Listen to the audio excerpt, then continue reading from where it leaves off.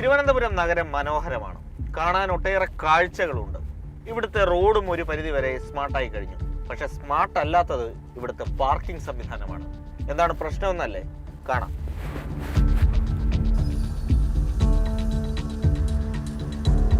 കാറിൽ Thiruvananthapuram railway സ്റ്റേഷനിലോ bus സ്റ്റാൻഡിലോ എത്തി വാഹനം പാർക്ക് ചെയ്ത് ദൂരയാത്ര പോകാമെന്ന് കരുതിയാൽ ചിലപ്പോൾ പണി കിട്ടും.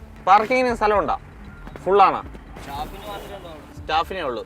അപ്പോൾ ഇപ്പോൾ നിലവിലിടാൻ പറ്റില്ല.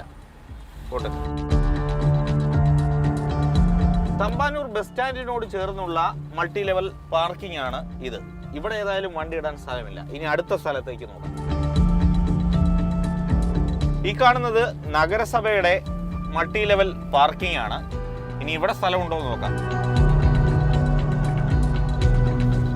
ഇവിടെ കാറും ബൈക്കും പാർക്ക് ചെയ്യാം. പക്ഷേ പാർക്കിംഗ് ഫുള്ളാണ്. അവിടെ എഴുതി വെച്ചിട്ടുണ്ട്, ബാരിക്കേഡ് വെച്ചിട്ടുണ്ട്. ഇനി ഏതായാലും അവിടെയും രക്ഷയില്ല. മിതമായ നിരക്കിൽ ഇവിടെ വാഹനം ഇടാമെന്നുള്ളതാണ് പ്രത്യേകത. 4 മണിക്കൂറിന് 40 രൂപയെ വരുന്നുള്ളൂ. ഈ മൾട്ടി ലെവൽ പാർക്കിങ്ങിൽ വാഹനം ഇട്ടാലുള്ള ഗുണം എപ്പോഴും സെക്യൂരിറ്റി ഉണ്ട്. പുതിയ കെട്ടിടമാണ്. വാഹനം വെയിലേൽക്കാതെ കിടക്കും. ഒപ്പം തന്നെ സുരക്ഷാ സംവിധാനമുണ്ട്, ക്യാമറയുണ്ട്, CCTV ഉണ്ട്. മൾട്ടി ലെവൽ പാർക്കിങ്ങിലും വാഹനം ഇടാൻ നിവൃത്തിയില്ല. ഇനി നേരെ റെയിൽവേ സ്റ്റേഷനിലേക്ക് വന്നാലോ? തമ്പാനൂരിൽ കോർപ്പറേഷന്റെ പാർക്കിംഗ് സ്ഥലത്തേക്കാൾ കൂടുതൽ വാഹനങ്ങൾ റെയിൽവേ സ്റ്റേഷന്റെ പരിസരത്ത് പാർക്ക് ചെയ്യാം. എന്നാൽ റെയിൽവേയുടെ പാർക്കിംഗ് അത്ര സുരക്ഷിതവുമല്ല, കൊള്ള നിരക്കുമാണ് ഈടാക്കുന്നത്.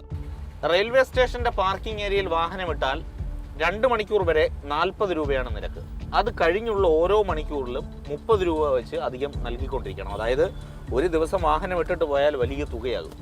കോർപ്പറേഷന്റെ പാർക്കിങ്ങിൽ വാഹനമിട്ടാൽ 4 മണിക്കൂറിന് 40 രൂപ മാത്രം. 8 മണിക്കൂറിന് 50, 16 മണിക്കൂറിന് 60. അതേസമയം റെയിൽവേ സ്റ്റേഷന്റെ മുൻഭാഗത്തെ ഏരിയയിൽ 16 മണിക്കൂർ വണ്ടിയിട്ടാൽ 420 രൂപയാകും. റോഡിൽ വാഹനമിട്ടാലുള്ള പോലീസ് നടപടികൾ ഭയന്നാണ് പലരും ഭീമമായ തുക നൽകുന്നത്. പൈസ കൊടുക്കാൻ ജനം തയ്യാറാണ് എന്നുള്ളതാണ് നമ്മൾ പറയുന്നത്. 10 രൂപയാണെങ്കിൽ 10 രൂപ. പക്ഷേ അതിന് ഈ സർക്കാരിൻ്റെ കയ്യിലുള്ളതോ അല്ലെങ്കിൽ സർക്കാരിന് ആക്സസ് ഉള്ളതോ ആയ സ്ഥലങ്ങളിലെല്ലാം എന്ത് ചെയ്യണം? അവിടെ എല്ലാം പാർക്കിങ്ങിനായിട്ട് അനുവദിക്കുക. അപ്പോൾ ആ ചുമ്മാ കിടക്കുന്ന ലാൻഡിൻ്റെ ഉപയോഗമായി അത് വൃത്തിയായിട്ട് കിടക്കുകയും ചെയ്യും. അവിടെ ആളുകൾ പാർക്ക് ചെയ്യുമ്പോഴത്തേക്ക് അതിന് വരുമാനവും കിട്ടുകയും. നഗരത്തിലെ ഗതാഗതക്കുരുക്ക് കണക്കിലെടുത്ത് തിരുവനന്തപുരം കോർപ്പറേഷൻ പലയിടങ്ങളിലും മൾട്ടി ലെവൽ പാർക്കിംഗ് നിർമ്മിക്കുന്നുണ്ട്. എന്നാൽ അതുകൊണ്ട് മാത്രം പ്രശ്നപരിഹാരമാകില്ല. ഏറ്റവും കൂടുതൽ പ്രധാനപ്പെട്ട റോളുള്ളത് തദ്ദേശ സ്വയംഭരണ. അവർ ഒരു ബിൽഡിംഗ് പണിയാൻ പെർമിഷൻ കൊടുക്കുമ്പോൾ അതിൽ എന്ത് യൂട്ടിലിറ്റിക്കാണ് അത് കൊടുക്കുന്നത്?